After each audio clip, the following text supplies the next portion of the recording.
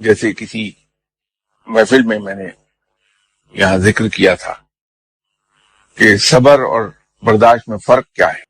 برداشت کا کوئی اجر نہیں ہے، جبکہ صبر کا ایک تو سب سے بڑا انعام یہ ہے کہ صبر کرنے والوں کے ساتھ اللہ ہے۔ تو جس شخص کے ساتھ اللہ ہے اسے کسی اور چیز کی حاجت نہیں رہتی، اس کے لیے اللہ کافی ہے۔ برداشت میں انسان گرمبل کرتا ہے، اس کی زبان سے گلا شکوہ بیان ہوتا رہتا ہے، کیا مصیبت ہے، آفت سے نمٹنا پڑ رہا ہے۔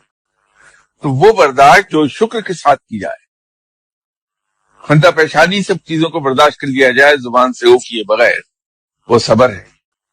اور جہاں آیا کرتے ہوئے اسی مصیبت کو برداشت کیا جائے وہ برداشت ہے، اس کا کوئی اجر نہیں۔ تو یوں روزہ برداشت سے اٹھا کے انسان کو صبر کے مقام پر لے جاتا ہے۔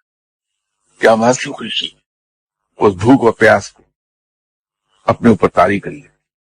اور ایک چیز کا وعدہ ہے رب کا کہ شکر ادا کرنے والے پر نعمتیں بڑھا دی جاتی ہیں۔